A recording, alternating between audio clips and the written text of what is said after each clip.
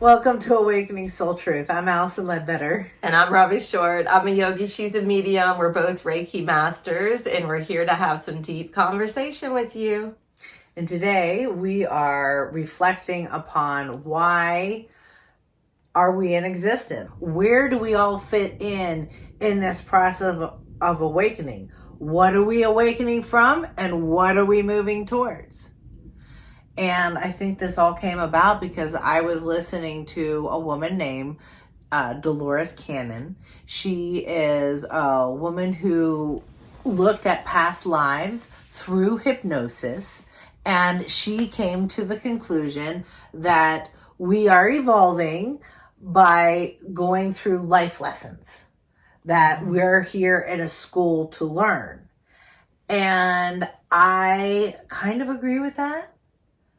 But I agree more with this idea of free will, that we're here to create. So the question is, are we here to experience and to practice free will, or are we here to learn life lessons? That is the question.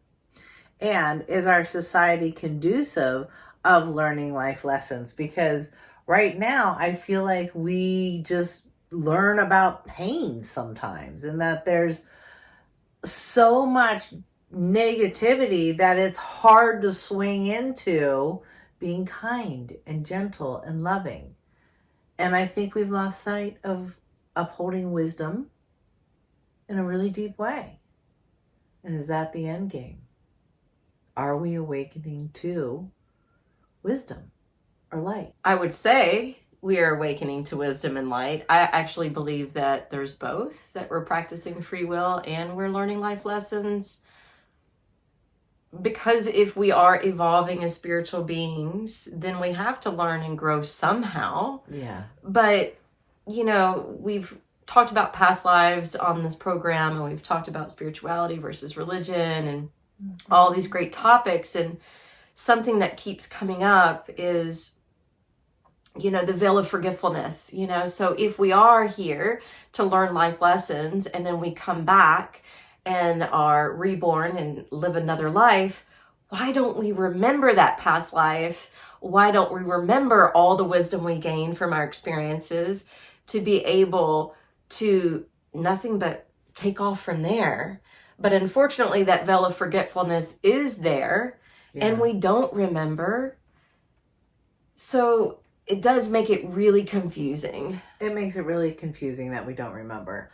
I do and have found that I evolved and have been awakening very actively because I choose to center on my heart and my source of wisdom. That's been my tool, right? So I find that I do remember, and I think you remember a lot about who you are because we're very active.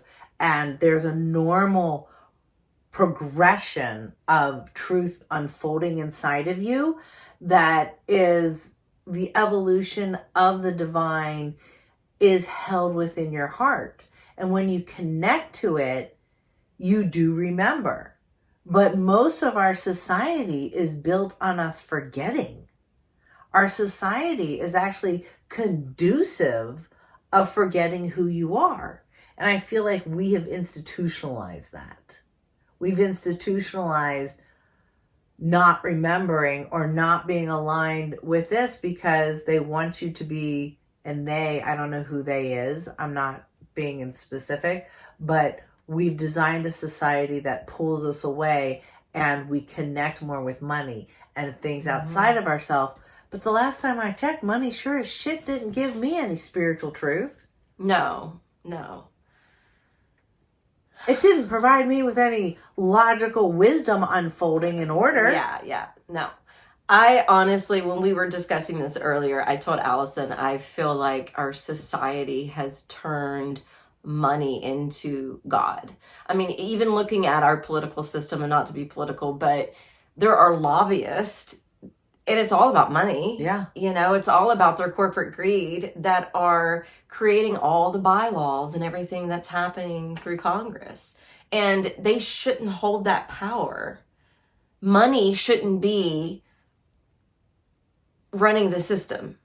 That's correct. Money shouldn't be the center of the system. The money shouldn't be the center of our value. Mm-hmm. And it is, because there's only a few people that obtain it and have it. I believe that everyone, because it's a spiritual principle, has the right to access healthcare, has the right to be cared for. I don't care how that happens, Yep. but they have the right to be loved and cared for, because I think that's a principle of the divine. Yeah. And we've walked away from that principle and believe money as our kind of marking point of your value. And it's not. Mm-mm. And it doesn't teach you spiritual principles in the end. Why have we institutionalized just a small group of people being the most important and having the most money and the most resources, and hence controlling the rest of society to fall into that place? It's not. That system is not a reflection of God. It's not. But they're practicing free will in that situation to control and to manipulate and to be greedy. And that's where it gets into the deeper spiritual things. Are we awakening to really get out of a cycle that feels like we're always in debt, that we're enslaved, that they're enslaved to money, that we don't have the power to change, that we don't have the power to think for ourselves? Because when you do connect with your heart, all of those things unravel.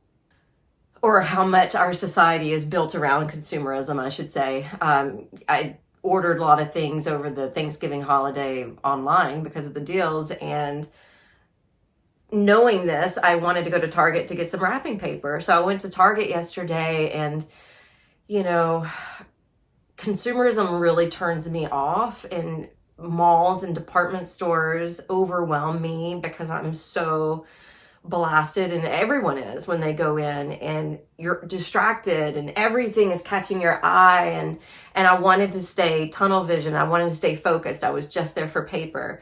And it was interesting how crowded it was and how glazed everybody's eyes were and how they were doing their Christmas shopping. And I don't know, it just...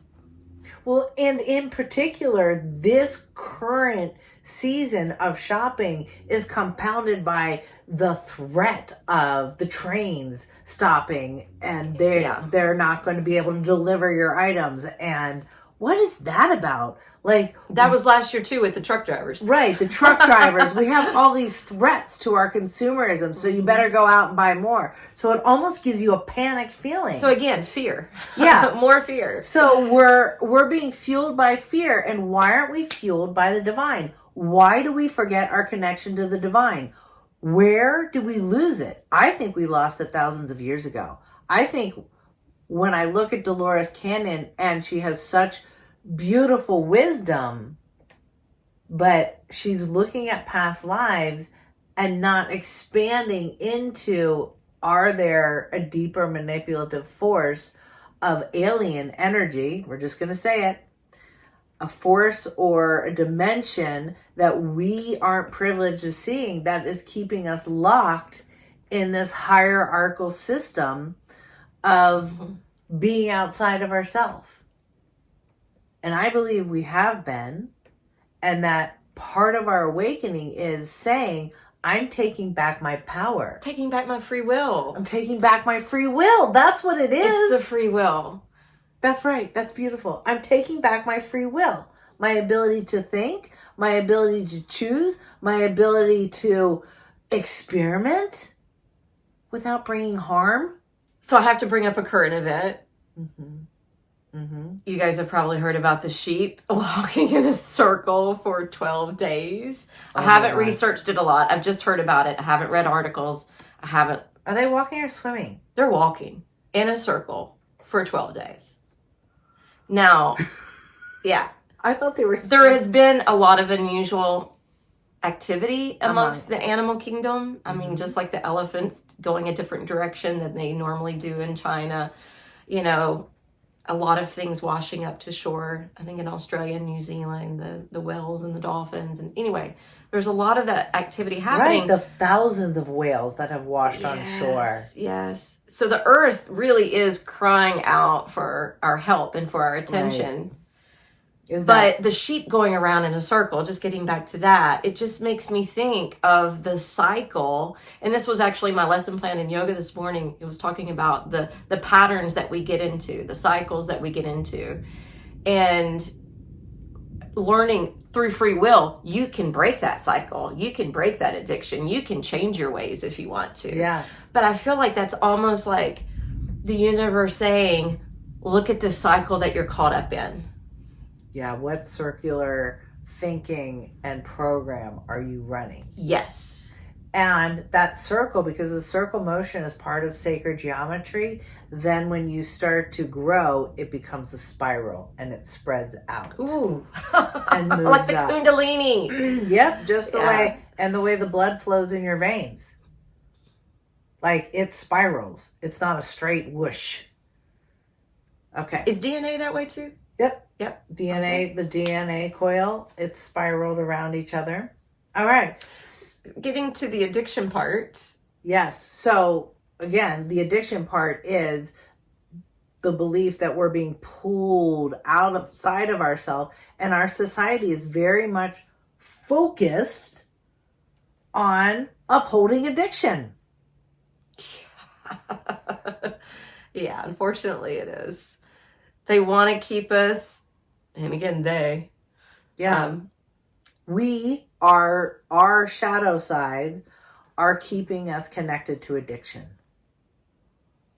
And the addiction can be with anything. You know, the addiction can be with shopping. The addiction can be with food.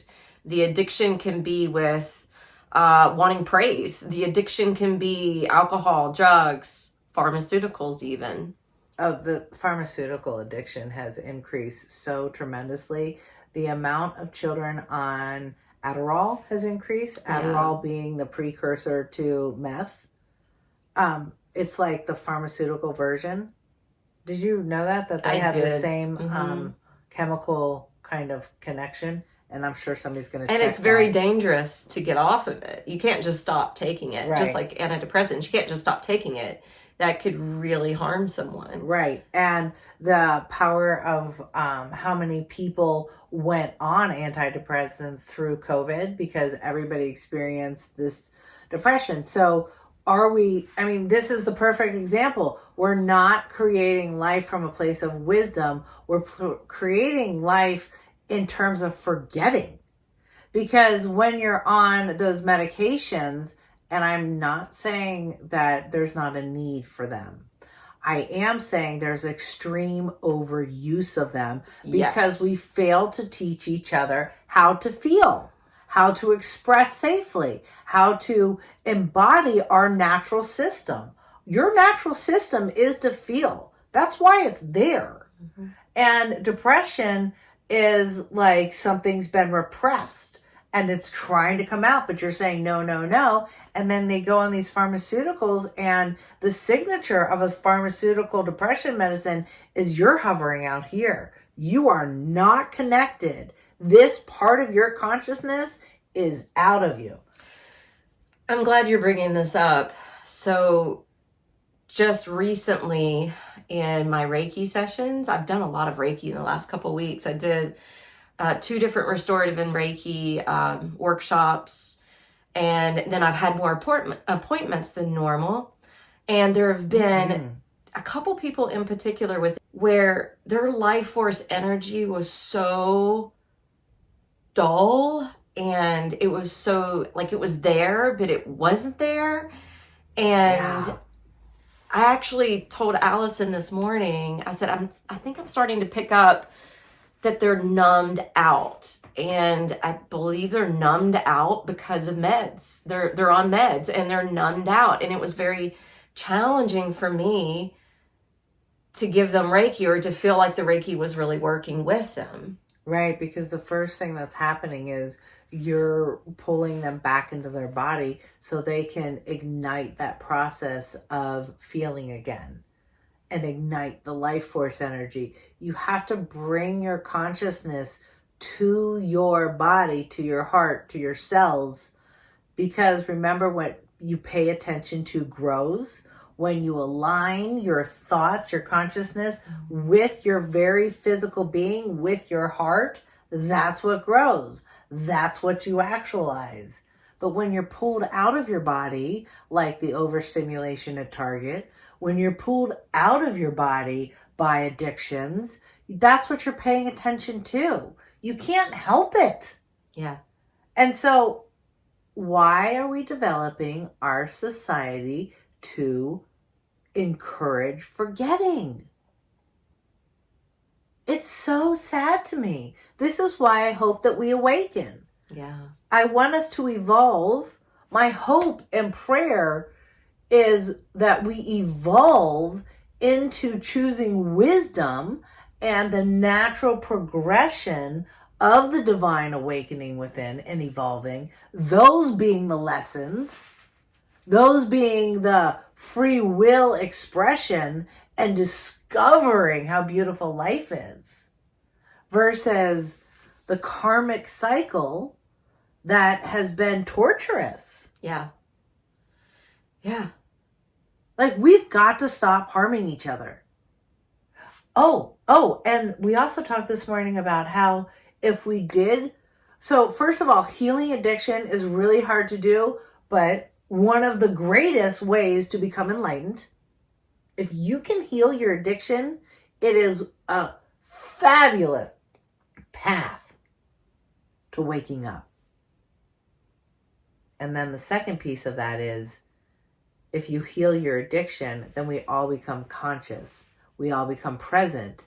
And we can face, why are we checking out in the first place? Like, I check out because I'm stressed out. Mm-hmm. Why do you check out? Same reason.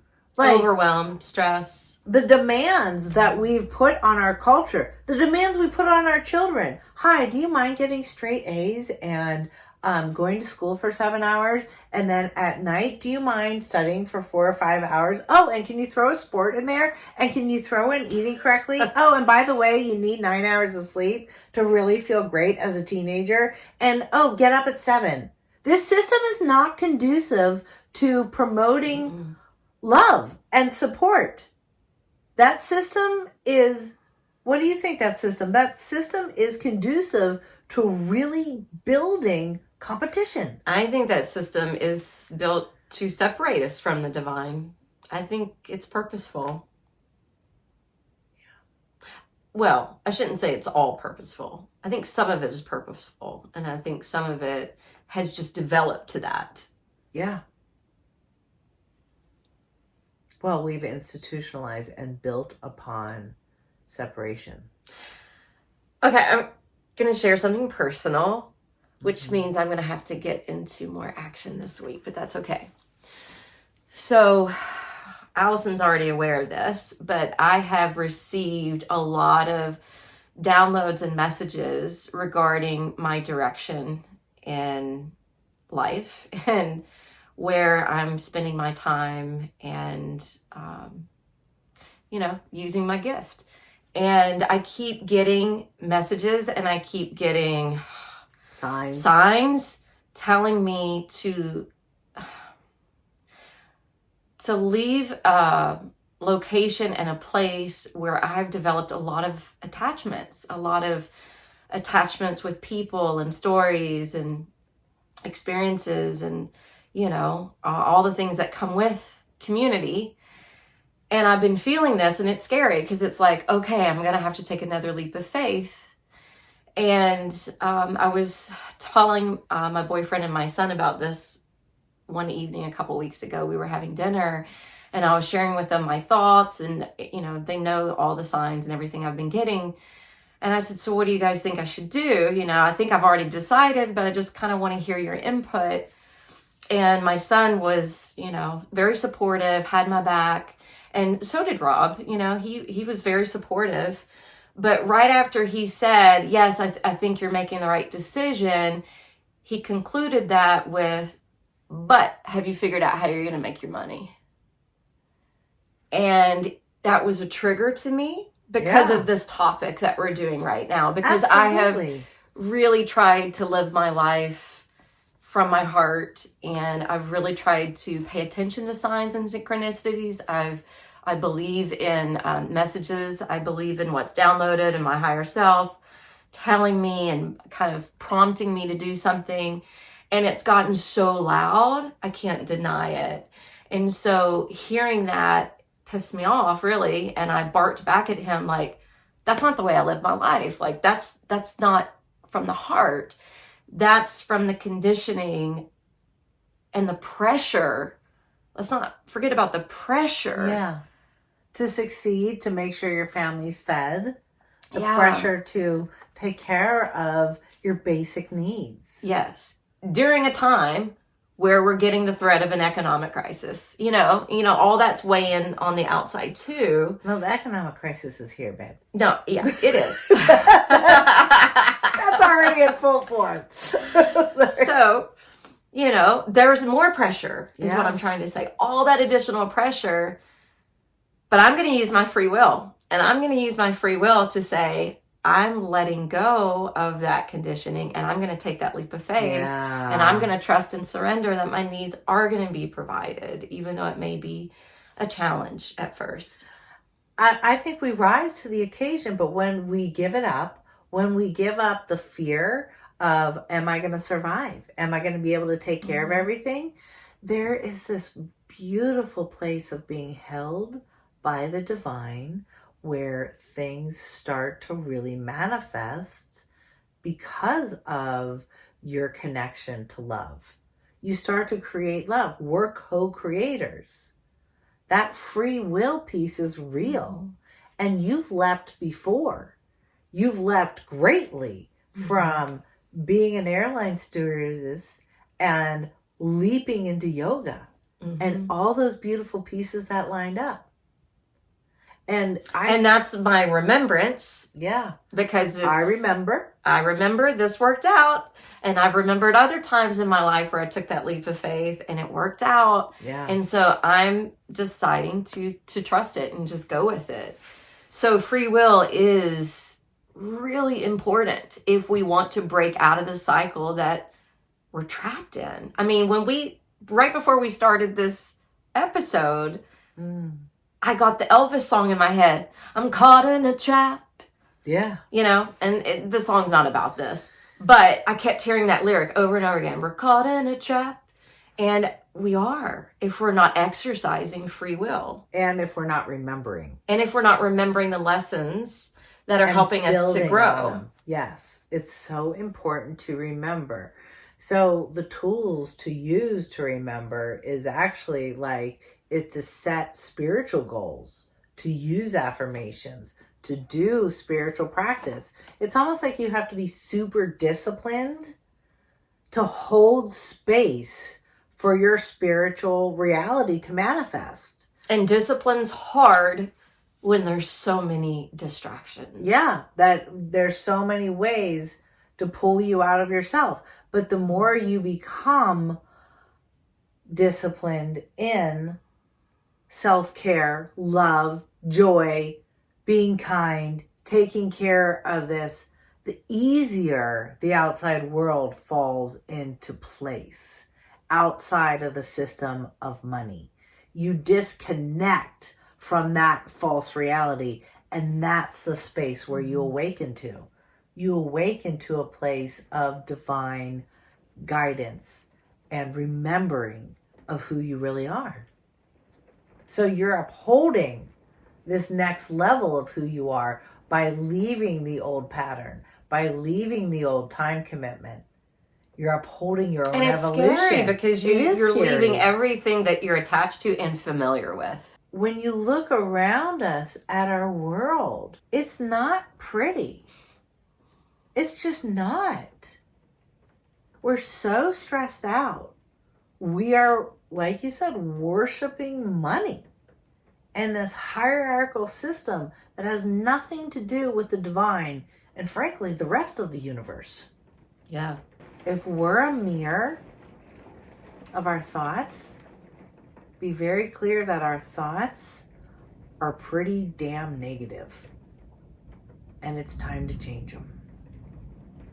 Change your thoughts, change your life. Dr. Wayne Dyer used to say that all the time. It's absolutely so important.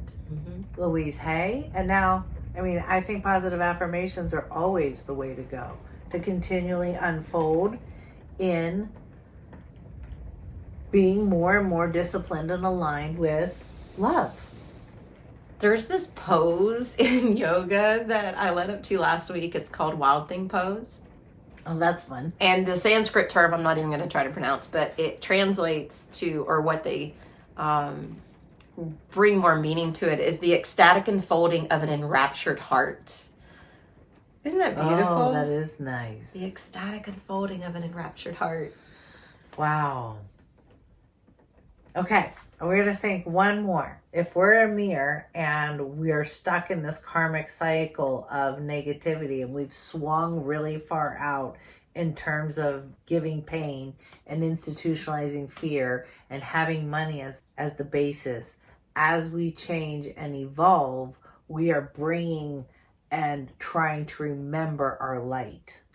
So one of the ways I look at our belief system being caught in negativity is our interpretation of Jesus's life. And I don't understand it. I don't understand why we crucified him and believe that he died for our sins and that humans are bad and that there's a punishment and that, right? Mm-hmm. That a lot of people in Christian beliefs have this God as a man punishing us. And I think it makes sense, though. If you look back at history and you look back at all the cultures that did sacrificial practices. Mm-hmm. So, and there's tons, right? Even, I think it was Tulum, Mexico, I'm pretty sure they were the ones that worship Venus, and there's proof that they sacrifice people. Oh, absolutely. So you know, and in the Jewish tradition, in the earlier days, they would do sacrificial lambs or, you know, those sort of things. So I think it makes sense that Christianity kind of came around and thought of him as being the final sacrifice. So I think it stems from the history of cultures and them bringing that into play, even though I'm with you. I don't think that was his purpose. I don't think that was his purpose was to die for our sins, even though that's where Christianity tends to take it. Got it. Because I believe Does that make sense? Yes. Yeah, it does make a lot more sense to me. But I am really thrown by that belief. And I see him as a great example of remembering. Mm-hmm. Of remembering what it's like to be connected to love over fear. Remembering what it's like to have full faith in the divine. Your own essence. Because he always said, this is coming from my heart. Right? He always said, this is coming within me. It's not an external. So if we could change our vantage point from we're being enslaved and if we can change our vantage point that humans are bad and living in pain and fear, and that's our purpose, to we're supported by the divine and we're loved. Yes. So another way, and you brought this story up earlier, another way that we've embodied or institutionalized this belief that we're powerless and we don't have free will is that story you told me about the woman who turned around and looked at the salt. Oh, yes. Turned to salt, sorry. Yes. I was mentioning to her, you know, the story of Lot and his wife. When they were the few chosen ones that were told to leave Sodom and Gomorrah, they were told not to look back. And so they're taking their family away, and his wife happens to turn back, sees the destruction, and turns into a pillar of salt. Yet somehow her husband, who took their daughters onward to, I don't know, I think they landed in a cave, but he raped them. Ugh, yet right. He didn't turn into a pillar of salt. So to me, this is an example of institutionalizing through the Bible something that's really sick And we have to sometimes look at that and say, this doesn't work. This isn't true. And it looks to me like the guy that caused the deepest amount of pain gets to survive. Okay, that's really sick thinking. And this is not okay. And you need to even question those stories that are supposed to be in the most powerful book we have. We need to remember beyond those stories. We need to remember our connection to love every day. I may have brought this up before, but it never hurts to hear it again. In the Upanishads or the Vedas, I can't remember which one, it says, watch your thoughts, they become words. Watch your words, they become actions. Watch your actions, they become habit. Watch your habits, they lead to your destiny. So again, it's all going back, what's going on up here, what's being said here, what's being acted out, that's what's going to play out. So if we don't like what we're seeing in the world, it has to start within. Yeah, we have to go to a different source. Your source is not Target. No. And shopping. Or Amazon. Or cigarettes or alcohol. Your source is internal. And essentially, that's a beautiful quote, by the way. I love that one. It's really good. We're begging you to start activating your free will and recognizing, embracing that we can change. We do change. We evolve. But we evolve towards love. We evolve into caring for each other. We evolve into respecting each other. There's a hierarchy of the divine truth unfolding. Awaken, please. Shall we meditate? And our affirmation is, I have the right to experience free will. I have the right to experience free will and manifest love on my own terms. So take a deep breath in, closing your eyes, and dropping in to the sensation of the rise and fall of your chest.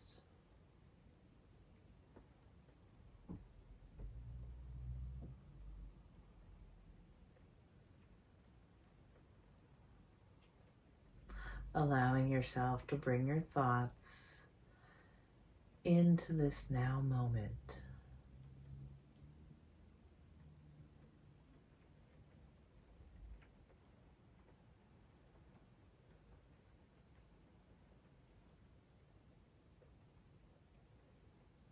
Noticing your heart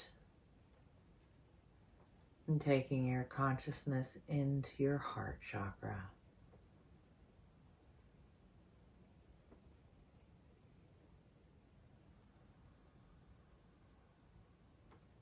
Allowing the external world to dissolve, to melt away.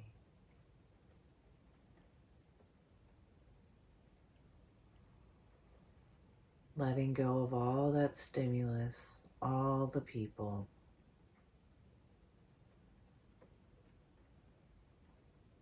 I love who I am. I enter my heart, my place in connection to the divine.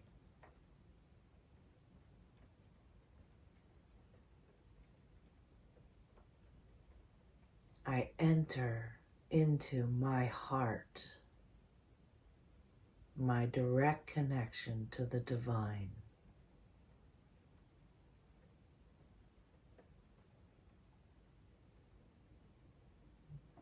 Melting and dissolving your day.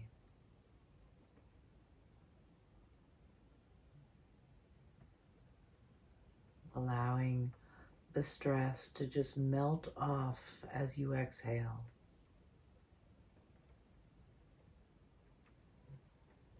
I let go of all the external bullshit.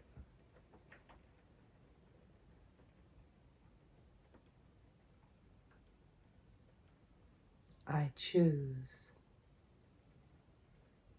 my connection to love, to my own heart.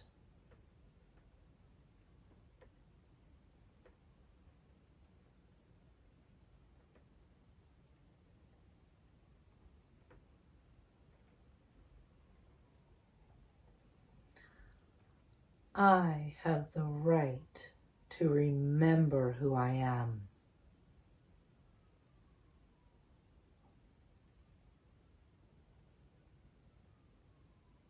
I have the right to be divine and loved and peaceful and cared for.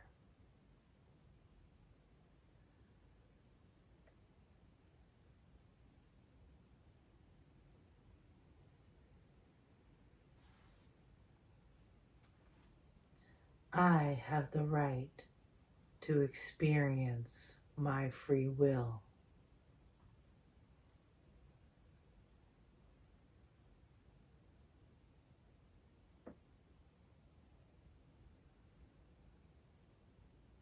I have the right to create a world filled with equality and joy and peace.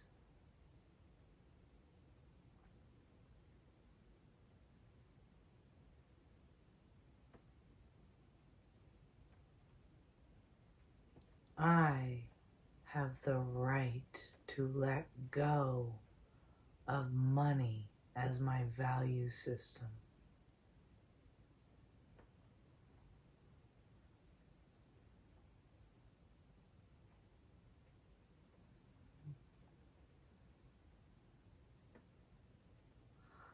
I have the right to experience free will, to choose.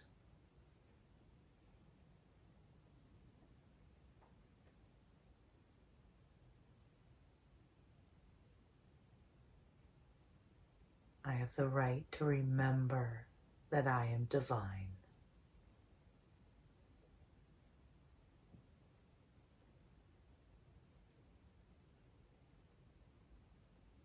I have the right to be loved and loving, and to create that in all of society.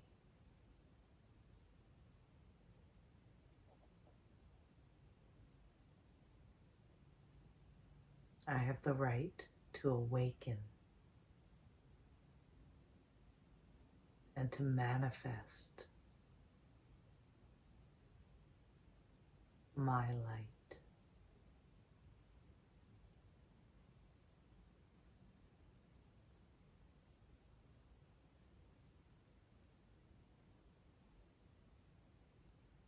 I am.